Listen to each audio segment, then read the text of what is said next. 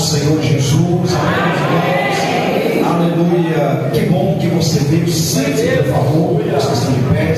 Já vamos passar aqui o microfone para o pastor Reinaldo, que vai trazer a palavra dos irmãos. Hoje é noite de festa. Hoje é o encerramento, queridos. E se o último dia da festa foi um dia onde Jesus se colocou de pé, isso está em João capítulo 7. No último dia da festa, ele colocou-se de pé e disse: quem tem sede? Quem tem sede? Quem tem sede? Quem tem sede? Venha a mim e beba. Amém, queridos? E com certeza você está aqui porque você tem sede de Deus. Temos sede do Senhor. Nossa conferência é avivamento até o arrebatamento, né? Não há outra palavra se expressa, verbalizada, dita. Daí vem a palavra rema de Jeová para os nossos dias hoje. Jesus está voltando. Estamos aguardando somente o ressoar da trombeta de Deus. Quem quer o arrebatamento? Quem está aguardando Jesus voltar? Quem está aguardando? Quem está esperando esse momento glorioso? Levante a mão para cima por um minuto. Vem aqui, pastor Reinaldo. Quem está aguardando? Quem está esperando Jesus voltar? Levante a sua mão para cima. Aleluia. E glorifica o nome de Jesus. Glorifica o nome do Senhor essa noite. Aleluia. Amém, amados irmãos. E já aproveitando aqui o ensejo, já convidando você para quarta-feira, né? Nós começamos aqui quarta-feira passada, que é culto da palavra. Falamos aqui sobre características do arrebatamento. Não deu para ele terminar por causa do horário, foi tão vasto, foi tão maravilhoso que não tive culto. Aí eu tive que segurar, tá? Então quarta-feira que vem, no culto da palavra, nós vamos terminar, se dá tempo, vamos terminar a mensagem, aquilo que Deus colocou no meu coração. Vamos concluir falando sobre as características do arrebatamento. Vai ser bom demais, viu? Você já está convidado, convocado para estar aqui próxima quarta-feira, em nome do Senhor Jesus. Pega a sua mão direita, fala assim: Senhor Jesus, Senhor Jesus, nós apresentamos o pastor Reinaldo em tuas mãos. Usa ele, revela ele, fala comigo. Nós queremos mais de ti nessa noite. Palmas de forte para a gente.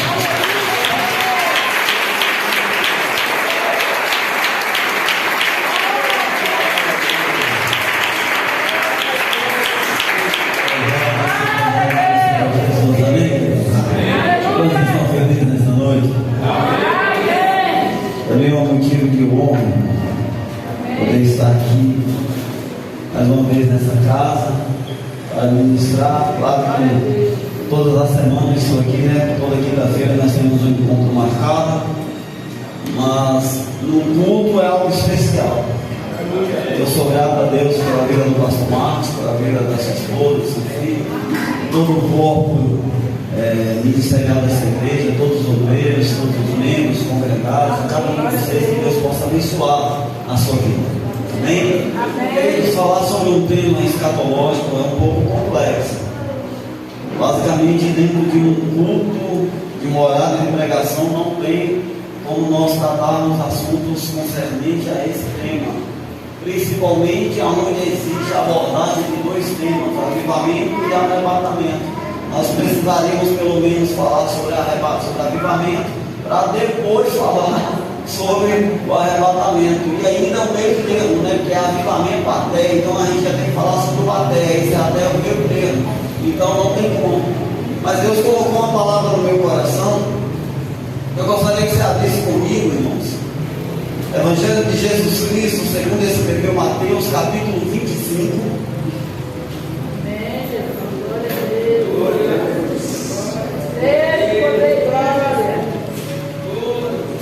Mateus capítulo 25. Amém. Glória ao nome de Jesus. Glória a Deus. Louvado Nós vamos ver o verso de número 5. Mateus capítulo 25, verso de número 5. Louvado e exaltado seja o nome do Senhor Jesus. Glória a Deus. Todos encontraram? Diz assim a palavra do Senhor: e o noivo demorou de chegar, e todas ficaram com sono e adormeceram. Vamos ver mais uma vez. E o noivo demorou a chegar, e todas, diga comigo, todas, diga mais uma vez, todas, ficaram com sono e adormeceram. Podemos se assentar em nome do Senhor. Amém. Salve Jesus. Queridos, todos nós sabemos que Cristo, quando Ele veio a essa terra, Ele veio com a missão de remir, de resgatar, de estabelecer o seu reino. Cristo, então, Ele vai vir com o propósito de crescer, viver, passar por todos os sofrimentos, morrer em uma cruz, ressuscitar o terceiro dia e levar todos aqueles que Ele conseguiu ganhar em todo o seu tempo e ainda deixar a sua semente plantada nos corações de alguns. Mas se nós formos fazer um paralelo sobre a vida de Cristo, nós vamos ver Ele gastando a maior parte do seu tempo ensinando os seus discípulos. Mas Reinaldo, Cristo, Ele fez milagres, fez, Ele curou, Ele ressuscitou pessoas também. Ele fez multiplicação de pães, fez. Ele transformou a água em vinho, transformou. Só que Cristo, Ele não vai se ater ou se limitar simplesmente nos milagres, sinais, prodígios e maravilhas. Ele vai passar a maior parte do seu tempo ensinando, doutrinando. Por quê? Porque Ele entende que o seu período é pouco. Ele entende que o seu ministério é aproximadamente 3 anos a 3 anos e meio. Então Ele tinha que estruturar ou embasear basicamente todas as pessoas que Ele pudesse conquistar. Então Ele não perdeu seu tempo fazendo milagres, mas sim estruturando as pessoas que convertiam a Ele. E logo no início Ele vai ganhar os seus discípulos, e todos nós sabemos que é uma totalidade de 12. Esses 12 discípulos são considerados como os 12 apóstolos de Cristo, mas mais na frente Ele vai ter mais 70 discípulos, e ao todo somando 500 discípulos que seguiam o Mestre. Aonde Ele ia, estavam lá os seus 500 discípulos seguindo de cidade em cidade, de aldeia em aldeia. Só que Cristo, em cada uma dessas paradas, Ele vai parar, e quando Ele começa a parar, Ele para ensinar.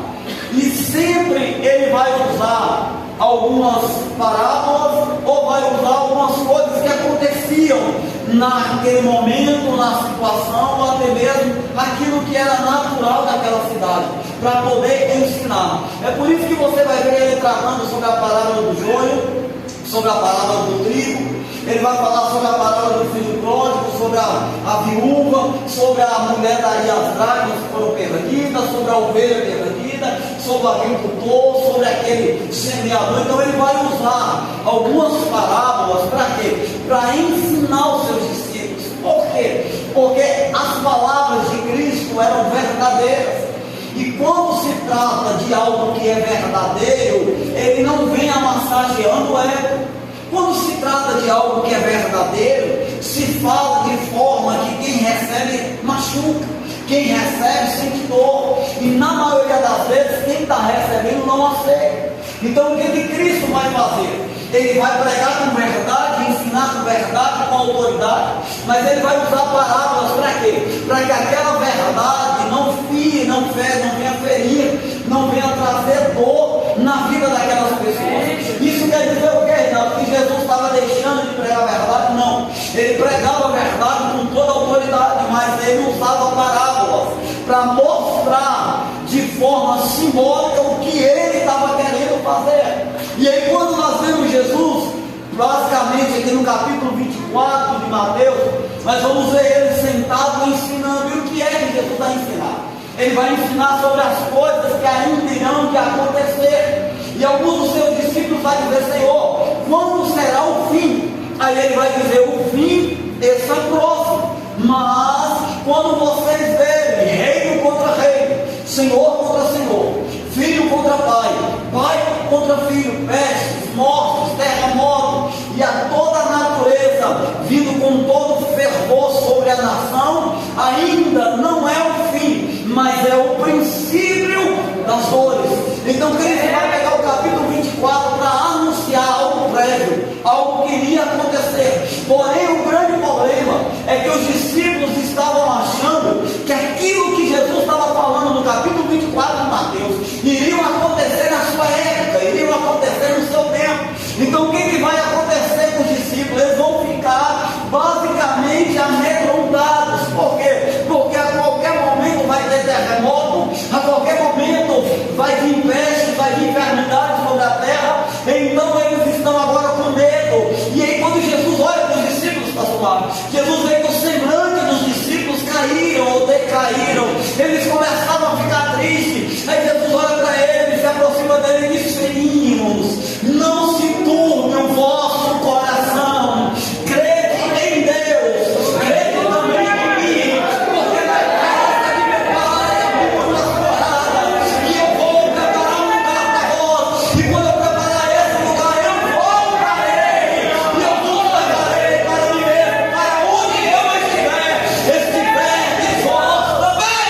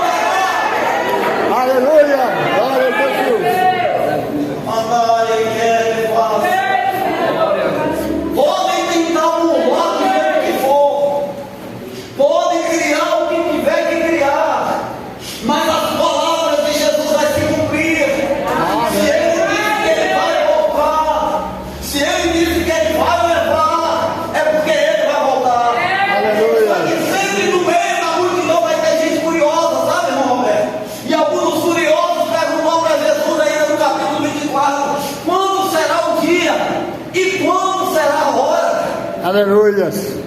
Aí ele diz: o dia e a hora não cabe a você saber. Aleluia. O dia e a hora não cabe a vocês saber.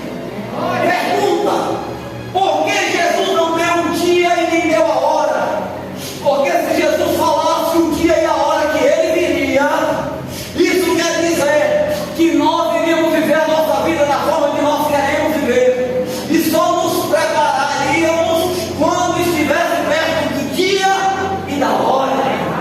É verdade. Mas Jesus, ele vai dizer: não, fazer dessa forma é muito fácil, então o dia e a hora você não precisa saber. Mas Jesus, isso pode acontecer a qualquer momento, sim, a qualquer momento. E se eu não for aí, o que tem que fazer é se preparar. Aleluia. Mesmo que não sabe o dia nem a hora, tem que se preparar. Mesmo que não sabe o dia nem a hora, tem que estar preparado. Então olha para a pessoa que está do seu lado e diga para ela: a hora é hoje. O tempo é esse. Esse é o Pai do céu e levantai os joelhos vacilantes para entender qual seja a vontade de Deus. Aleluias. Glórias. Aleluias. Irmão, se essa não é a última hora da igreja da terra, pode ser uma das últimas, porque tudo está se afunilando para que Cristo volte ou recorre sobre a face da terra. E nós precisamos estar atentos a cada detalhe que está acontecendo sobre a face da terra. Tem gente que fala assim: não liga a televisão nesse canal não, porque é muita tragédia. Não, tem que ligar mesmo. Você tem que assistir as tragédias mesmo. Você tem que assistir o Hamas decapitando crianças.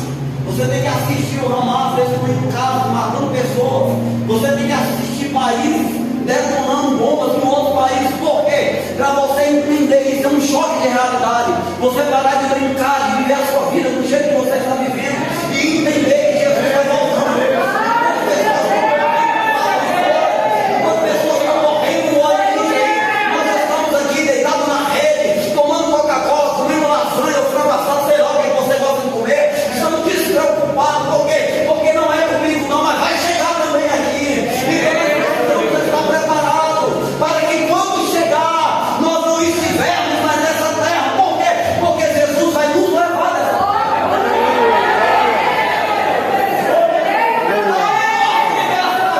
Mas são essas tragédias que estão anunciando a volta de Cristo.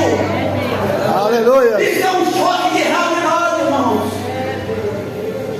Será que isso não é montagem? Não é montagem não, está acontecendo, é realidade mesmo. E nós precisamos nos posicionar como igreja. Quem é você em Cristo? Quem é você dentro dessa igreja?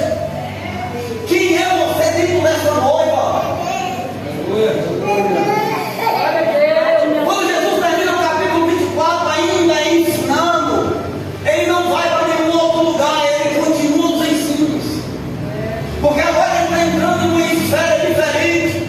E os discípulos estão preocupados, mas o Senhor está falando tanta coisa. Ao mesmo tempo que o Senhor traz uma alegria nos nossos corações, nós ficamos tristes novamente. Aí os discípulos olham para Jesus e perguntam: mas Senhor, como será lá? Como é que vai ser lá? Que o Senhor disse que tem uma morada. O Senhor disse que vai nos levar lá para esse negócio, mas como vai ser? Aí Jesus entra no capítulo 25 dizendo: então, o reino dos céus será semelhante a 10 virgens, cada uma com as suas lamparinas. Aleluias. E saindo ao encontro do mundo. Ei, glória. Olha o que Jesus está dizendo no capítulo 25, irmãos. Então, o reino dos céus será semelhante a 10 virgens que pegaram as suas lâmpadas e saíram ao encontro do noivo. Sabe o que Jesus está dizendo aqui? Ele vai trazer uma simbologia. Se ele fosse falar verdadeiramente para os discípulos como era ou como seria o reino dos céus, talvez os discípulos não entenderiam. Então o que é que Jesus vai fazer? Ele vai usar algo que os discípulos conhecem muito bem, que é o casamento judaico. Se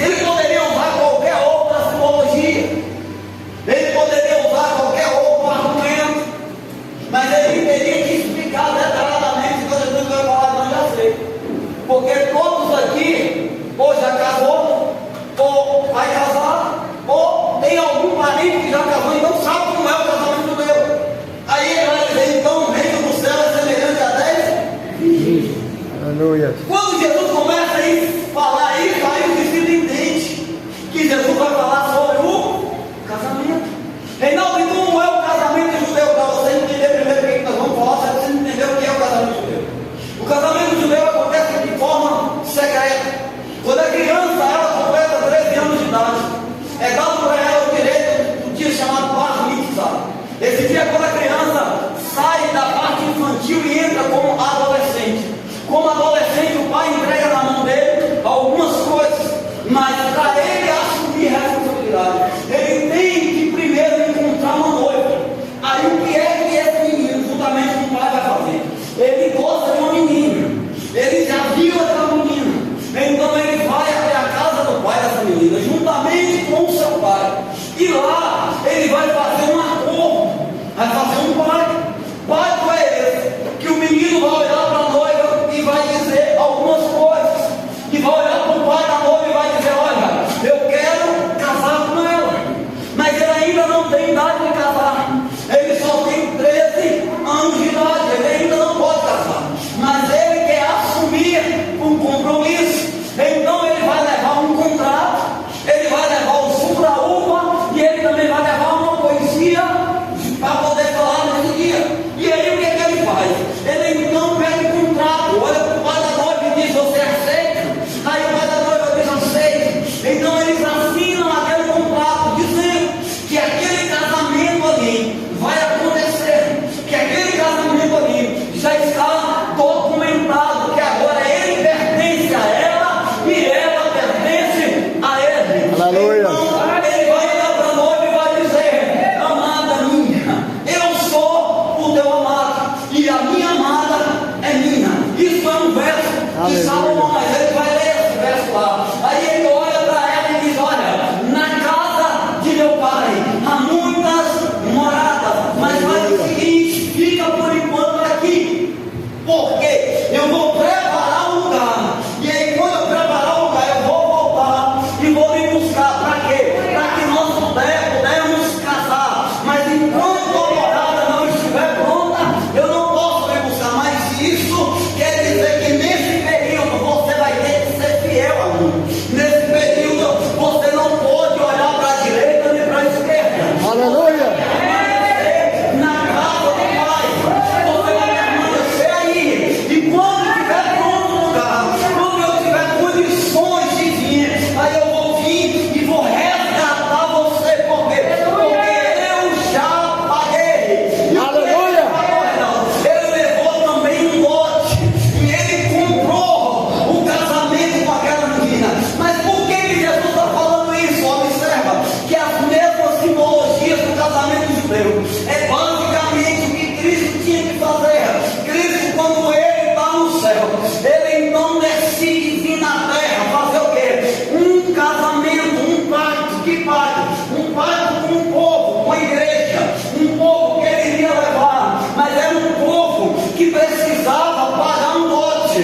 Só que aí lá no casamento judeu era pagado por boi, era pagado por cordeiro, por ovelha, por vários outros animais. Só que com Cristo foi diferente, porque para ele comprar a noiva, o texto vai dizer, de segunda-feira, se eu não me engano, vai dizer o seguinte: que ele nos comprou. Glória. Aleluia.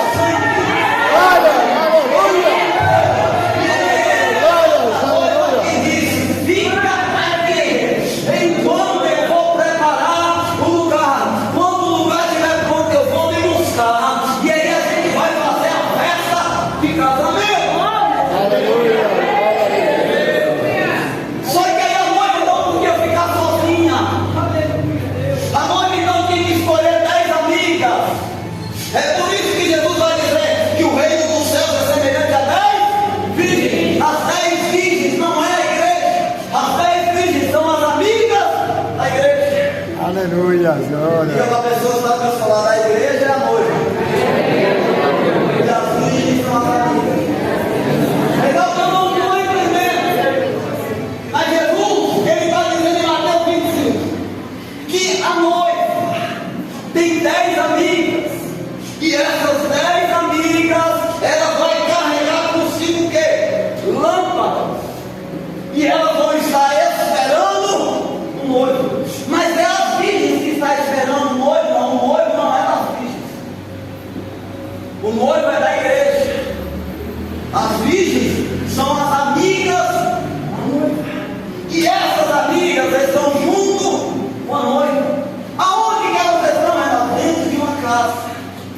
Então essa casa é chamada casa da noiva.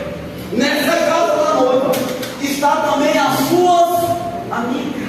Existe um detalhe particular nessa casa, é que a porta dessa casa não poderia fechar enquanto o noivo não viesse buscar a sua noiva. Glória. Elas tinham que estar dentro dessa casa, vigilantes, sóbrias, esperando a qualquer momento o noivo chegar, porque no contrato lá de casamento não diz o horário, nem o dia que o noivo chegaria, só diz que o noivo voltaria para buscar ela, mas o noivo mandaria um amigo particular, uma pessoa de íntima comunhão dele, avisar quando ele estivesse vindo. Só que Jesus, ele vai fazer isso detalhadamente. Só que Jesus começa a usar algumas coisinhas, irmãos. O quê? O texto no casamento judaico não vai dizer que existia ciclo de um e ciclo de outro. Só que Jesus já começa a botar um negocinho diferente. Ele diz bem assim: olha, então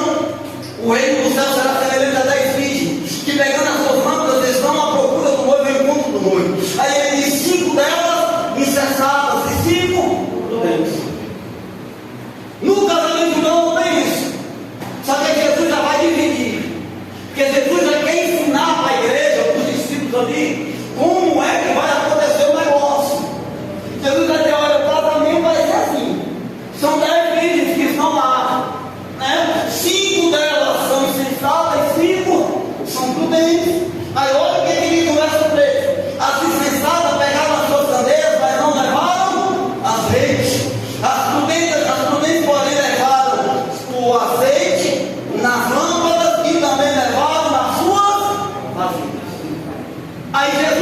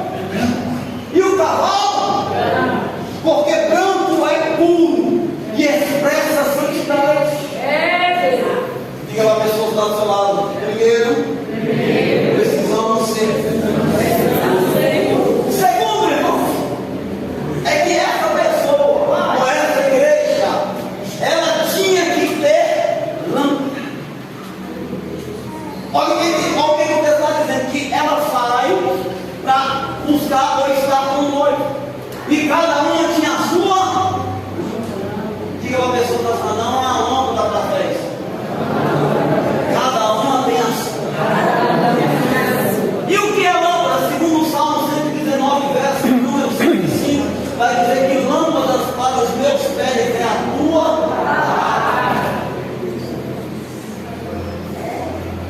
Então, a palavra lâmpada na Bíblia representa palavra.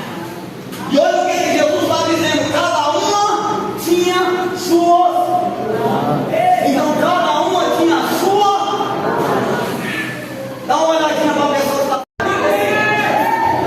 Por quê? O que vai acontecer, irmão? O que vai acontecer é que muitas pessoas, com vergonha de carregar a Bíblia, vai pegar o tunga daqueles que carregam. Só que o texto está dizendo que cada um tinha a sua. Quem não tem a palavra e vive conforme a palavra do outro, não consegue descobrir o que Deus está falando ao seu respeito. Eu não posso vir para o culto e estar dividindo a Bíblia com o irmão. Eu tenho que ter a minha. Segunda característica da igreja que vai subir é uma igreja que tem palavra. Sabe o que essa igreja da atualidade está fazendo, irmão? Só para você não precisar mais trazer a Bíblia para a igreja, e eu abomino isso. E quem gosta, quem gosta, mas eu abomino, é colocar um telão. Eu não sou nada contra o telão, mas só para a igreja não precisar trazer mais a Bíblia. Os textos estão sendo colocados lá. Aí o que eu passou na igreja para você não precisa mais trazer a Bíblia, porque nós vivemos estar projetando aqui no momento da leitura da palavra. E aí as pessoas estão perdendo a prática de levar a Bíblia para a igreja. Aí se uma pessoa está no meio da rua, antigamente a gente viu uma pessoa indo para a igreja porque ela estava subindo com a Bíblia na mão. Hoje a gente não sabe mais se a pessoa está indo para a igreja ou para o shopping. Porque não se levam mais as suas Bíblias, não se carregam mais as suas Bíblias. Aí não se graça a Deus que fala comigo, mas eu tenho uma Bíblia no celular, é? Aí se o ladrão vir levar o seu celular, leva a Bíblia.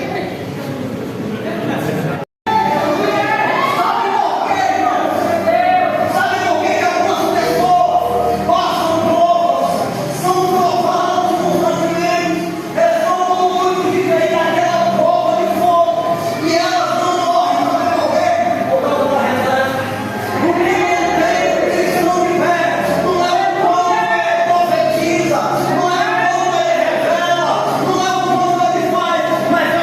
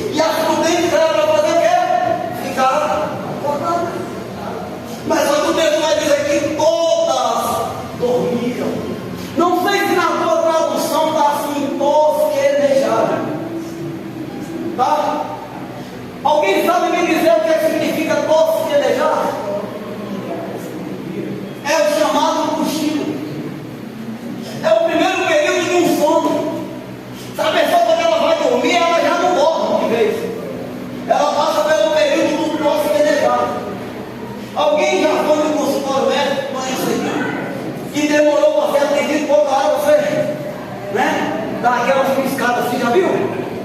Já viu? Já até viu? Dá aquelas piscadas de leve assim.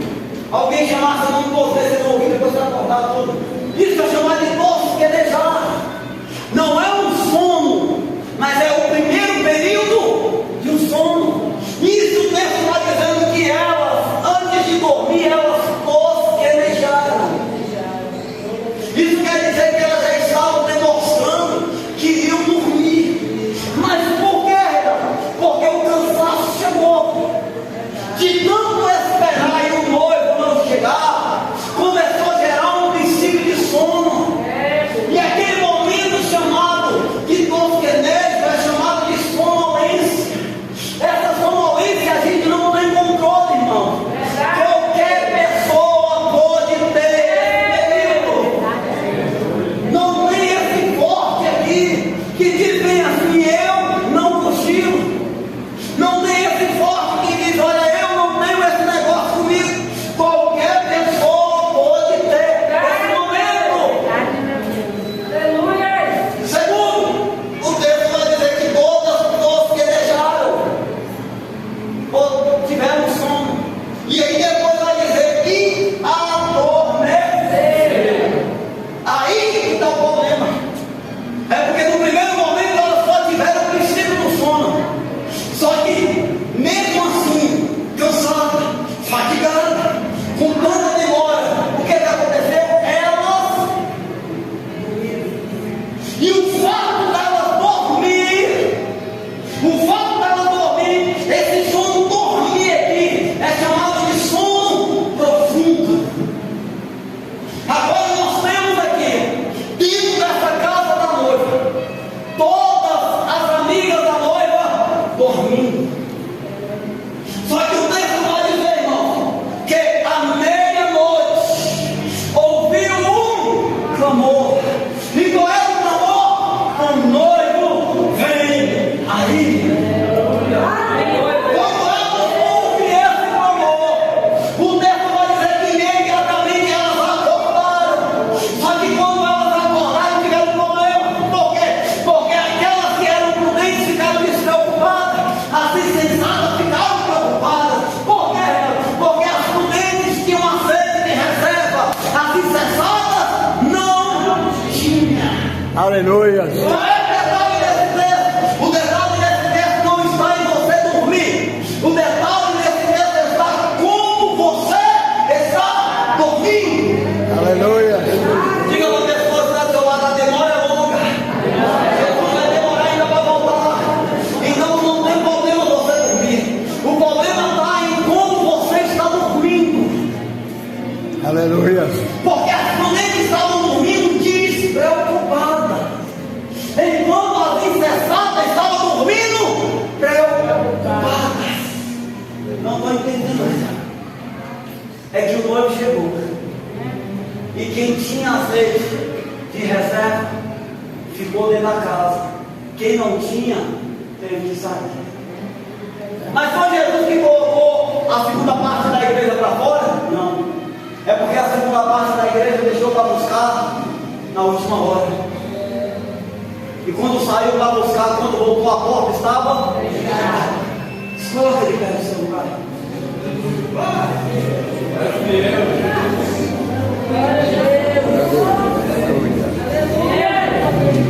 Qual é o tema dessa conferência? Avivamento na terra.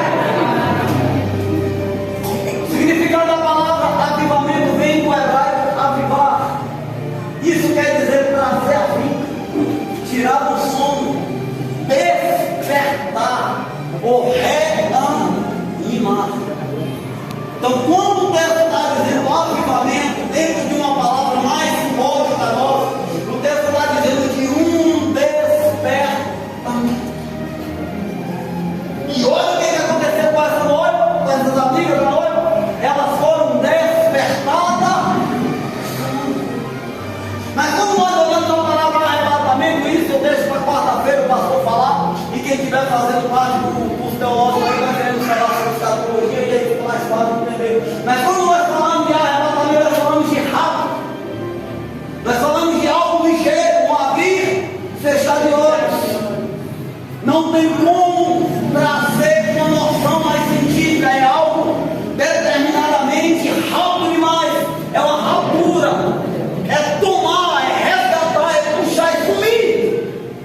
Só que isso seria muito rápido e a qualquer momento. É por isso que Jesus está dizendo para elas aqui que é necessário passar por esse período, mas tem que passar preparado. Porque o amigo do noivo já está gritando nas ruas.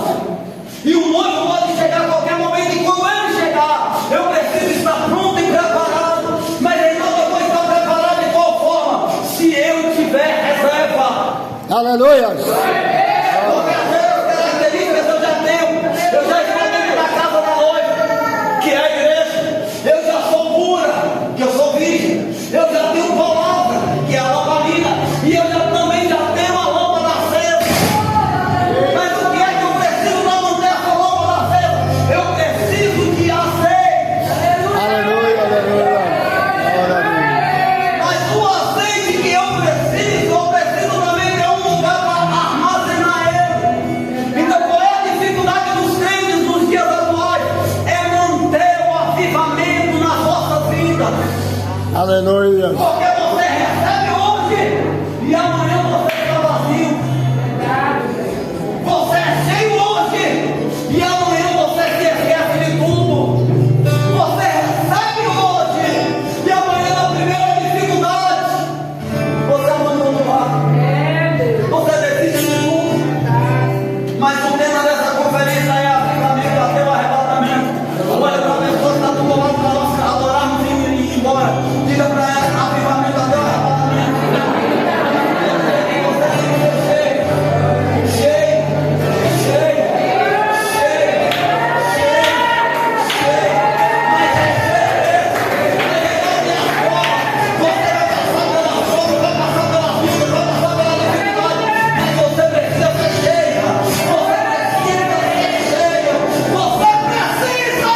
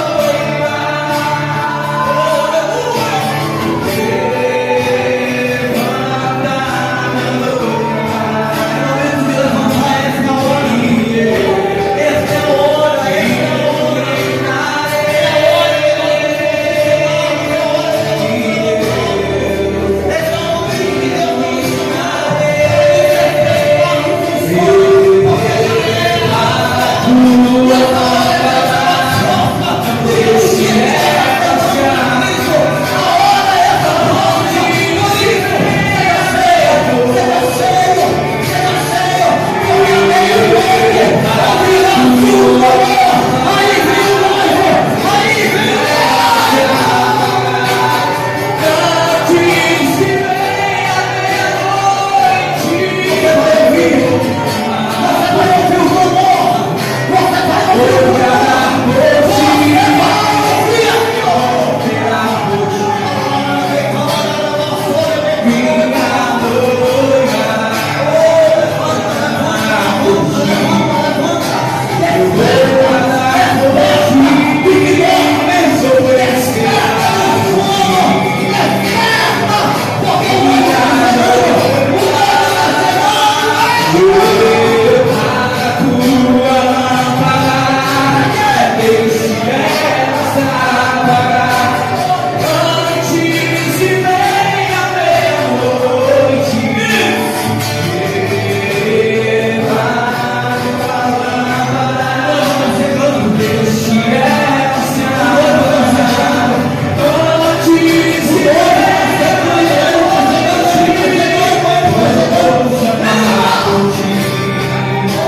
Deus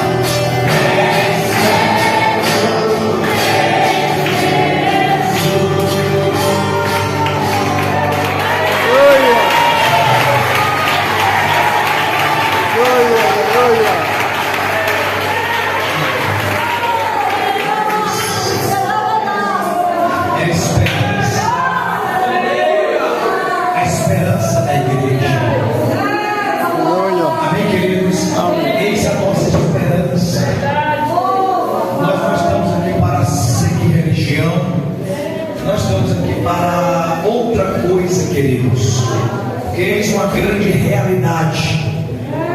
O arrebatamento da igreja é uma realidade, é uma promessa que Jesus fez. E como nós estamos na última hora, Apocalipse capítulo 19, verso 7, a Bíblia diz: alegremos-nos e demos-lhes glória, porque prestes nas bodas do Cordeiro, e a sua noiva já está ataviada, a sua noiva já está pronta. Amém, igreja? Amém. E nós estamos aqui unicamente aguardando esse momento. Mas enquanto Jesus não vem, nós temos que sermos perseverantes, porque aquele que perseverar até o fim será salvo. Vamos ser perseverantes.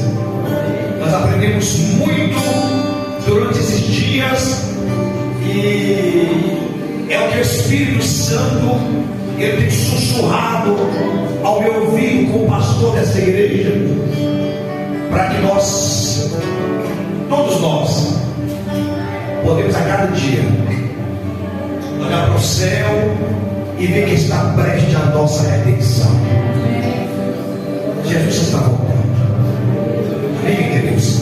Colossenses 3, a Bíblia diz: se já ressuscitaste com Cristo, buscai as coisas lá de cima. Aleluia.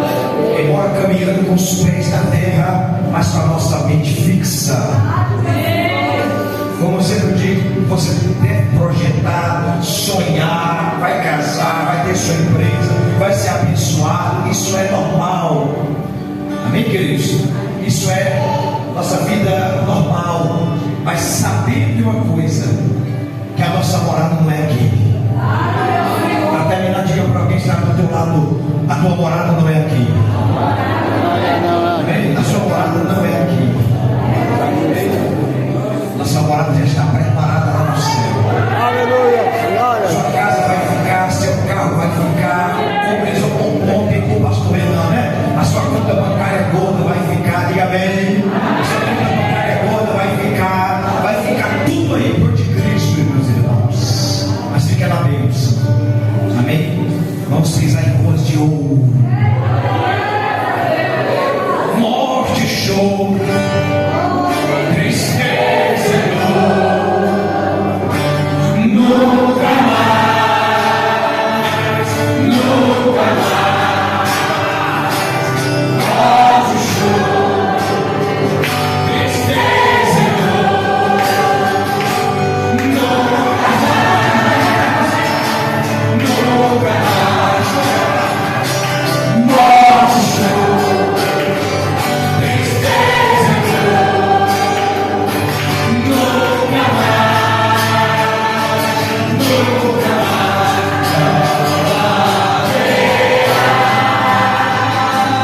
noite a vida, nem os olhos de Jesus.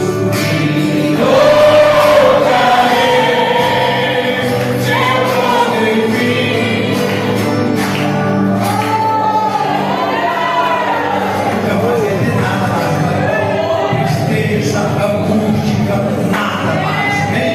Porque estaremos lá para todo sempre. Com Ele, vamos estar com Ele para você. Amém, queridos? Quero lá nos pés do pastor Reinaldo, foi o canal, foi o Maraldo. Amém, queridos? Quando Deus ele tem falado conosco por esses dias, através da sua palavra e principalmente pelos sinais. Igual disse, irmãos, Deus tem falado também conosco através dos sinais que estão acontecendo no mundo todo. Viu, irmãos? Então isso é um alerta. É um alerta. E agora por diante, nosso foco está examinando a palavra, vivendo a vida de santidade, colocando algumas coisas no lugar e fixando nossa mente nas coisas do alto, cada dia. Amém? Glória a Deus. Deus te abençoe todos os obreiros, toda a igreja, os irmãos que pegaram firme aí desde quarta-feira. quarta-feira, né? Eu posso falar assim, quarta, quinta-feira aqui no seminário, aí é sexta-feira, ontem nós estávamos aqui, hoje estamos aqui de novo, irmãos. Continua, né? Até Jesus voltar. Glória a Deus. Irmãos, olha, eu estava até conversando com a pastora. Amanhã nós vamos uma pausa amanhã para os irmãos, todos nós, no nosso ciclo, no nosso culto de intercessão. Nós vamos aí uma pegada firme aí, nós vamos dar uma pausa amanhã. Então amanhã não vai ter um ciclo de oração amanhã, viu, irmãos? Aí terça-feira vai ter o ensaio do Ministério de Louvor, quarta-feira voltamos aqui de novo, mas amanhã nós vamos abrir mão do ciclo de oração amanhã, bom, para voltar para o culto quarta-feira. Deus, irmãos, aí na pegada, direto, ligado aí, gente, nós temos que entender que nós também somos seres humanos, por enquanto, né? Logo, logo nosso corpo mortal vai ser revestido de imortalidade, né? Bom, então amanhã não vai ter o ciclo de oração amanhã.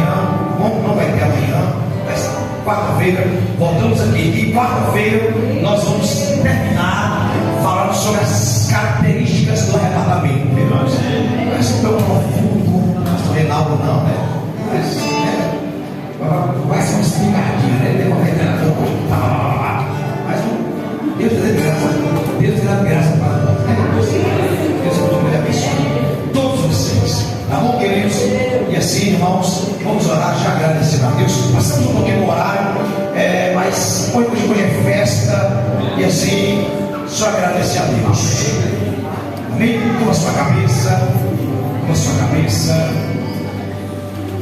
querido Pai Celestial, querendo te agradecer por esses dias tão maravilhosos, de glória, de poder, que o Senhor confirmou para nós aqui no céu. Nosso foco é esse, é o céu. Eu sei que muitos estão por aí, Senhor, focados em outras coisas, mas nosso foco é o céu. Estamos aqui como peregrinos e forasteiros. Daqui a pouco vamos embora, a caravana vai embora. A caravana celestial logo vai embora. Nós te agradecemos porque o Senhor tem nos despertado. Obrigado, meu Deus. Obrigado, Senhor, pela lâmpada, como nós aprendemos hoje, a lâmpada é a palavra. Obrigado porque nós estamos, nós temos privilégios, nós temos lâmpada, e também temos azeite. Aleluia. E também temos reserva de azeite. Oh glória. Aleluia, que o Espírito Santo, ele sempre tem liberdade para atuar neste lugar. E nós precisamos manter essa lâmpada ali acesa, porque logo vai soar a última trombeta, a trombeta vai tocar, Senhor, e nós queremos estar aptos para esse maravilhoso dia que o Senhor virá arrebatar a tua igreja. Obrigado por este fogo. Levante a sua mão direita com a minha mão e fala assim: eu manterei fogo aceso até o arrebatamento. Diz comigo: fogo arderá continuamente aceso no altar.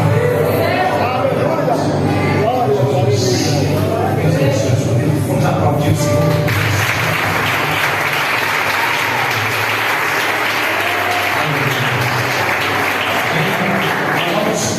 É tempo de nós nos conscientizarmos. É tempo de nós pararmos e pensarmos e ver que esse é o caminho, como diz a palavra, esse é o caminho, andai nele. Amém? Como aconteceu ontem, a reconciliação da minha sobrinha, Nayane. Também quero chamar você que Deus tem falado contigo, você que Deus tem despertado você, para você renovar aqui a sua aliança com Deus. Se porventura tem alguém aqui que você quer entregar sua vida para Jesus, se porventura tem alguém que você quer hoje aqui renovar sua aliança com o Senhor, vem aqui à frente, vou orar pela tua vida, viu? Você quer aceitar Jesus? Venha para cá, venha aqui para o altar. Jesus está te chamando hoje para você fazer essa aliança com Ele, para você reconciliar com Ele. Não há mais nada a perder, não há mais nada a perder. Nós temos que seguir, porque o Espírito de Deus, Ele está nos despertando cada dia. Deus tem falado e você tem que ser sensível à voz do Espírito Santo. Quando está aqui, tem alguém que você quer entregar sua vida hoje para Jesus? Pastor, eu já tenho Jesus. Sim, vem aqui ao altar, faz uma aliança com Ele, reconcilia com Ele, vem aqui para frente, bora pela tua vida nessa noite. Tem alguém nessa noite que você quer fazer uma aliança com Ele? Ele tem falado contigo, fogo tem queimado no teu coração para você vir, para você não resistir, não resiste. O Espírito Santo, Ele tem te chamado, Ele tem despertado você. E essa palavra, esses 3 dias, é um despertamento que não é para você ficar para trás, mas é para você fazer parte dessa caravana que logo logo vai embora dessa terra. O Espírito de Deus, Ele te chama hoje. Amém, igreja? Amém. Que o amor de Deus, a graça de nosso Senhor,